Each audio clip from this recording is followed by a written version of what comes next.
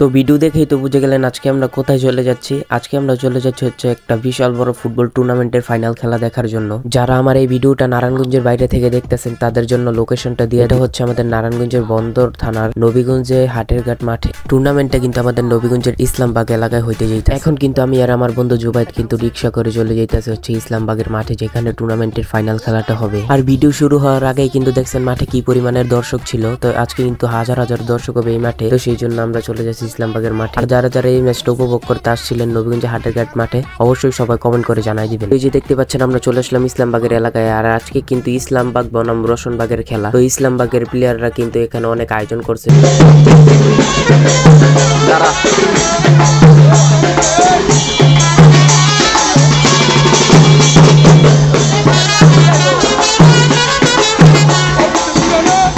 তো তাদের ঢোল বাজানোর সুরটা আপনাদের কাছে কেমন লাগছে অবশ্যই কিন্তু সবাই কমেন্ট করে জানাই দিবেন। আর এখন কিন্তু আমরা চলে আসলাম হচ্ছে হাটেরঘাট মাঠে। আর মাঠে এসে কিন্তু আমার চারটা বন্ধুর সাথে দেখা হয়ে গেছে, পলক, আলী, পাপন, ইয়াসি। ওদের সাথে যখন দেখা হয়েছে আজকের ফুল ম্যাচটা কিন্তু ওদের সাথেই আমরা দেখবো। আর আজকের ওয়েদারের কথা আপনাদেরকে কি বলবো, আজকের ওয়েদার কিন্তু পুরো গিরগিটির মতন রং চেঞ্জ করতেছে। কখনো আবার ব্রাইটনেস বেশি থাকে, আবার কখনো ব্রাইটনেস একেবারেই কমে যায়।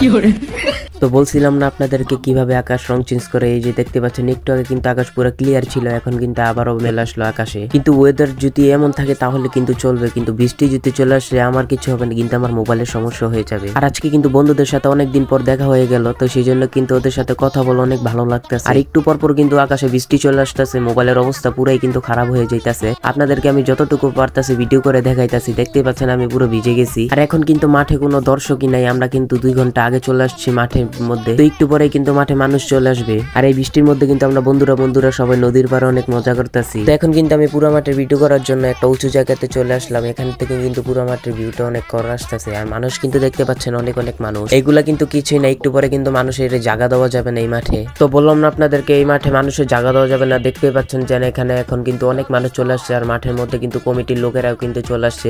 আর ছাদগুলো আপনারা খেয়াল করেন, দেখেন ছাদের উপরে অনেকগুলা মানুষ কিন্তু আছে।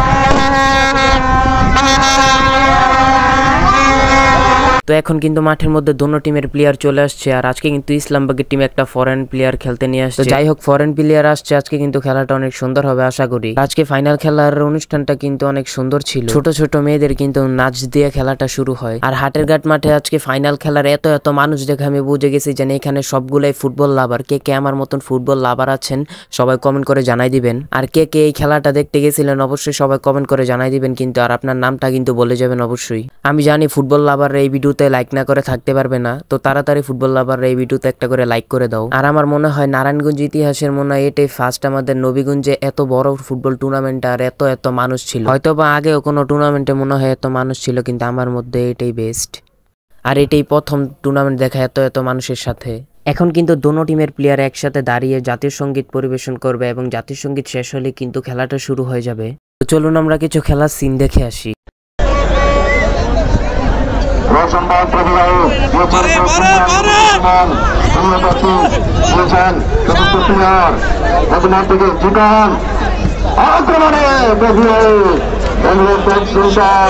তো এই যে দেখতে পাচ্ছেন এখন কিন্তু কফি হাউসের প্লেয়ার গোল দিয়ে ফেলে। যে সময় গোল হয় ওই সময় কিন্তু আমি কোনো ভিডিও করি না। এই ভিডিওটা কিন্তু একটা বড় ভাইয়ের মোবাইল থেকে নেওয়া, বড় ভাই ভিডিওটার ক্লিপ রাখছে, সেই জন্য তার থেকে চেয়ে এই ভিডিওটা নিছি। তো এই যে দেখতে পাচ্ছেন রোশনবাগ কফি হাউসে জিকন ভাইয়ের পায়ে একটা গোল। এই ভিডিওটা কিন্তু একটা বড় ভাইয়ের মোবাইল থেকেই নেওয়া, আমি কোনো ভিডিওর ক্লিপ রাখি নাই গোলের। তো বলতেই কিন্তু খেলাটা শেষ হয়ে গেল। তো আপনারা দেখতে থাকুন খেলা শেষের মুহূর্তটা।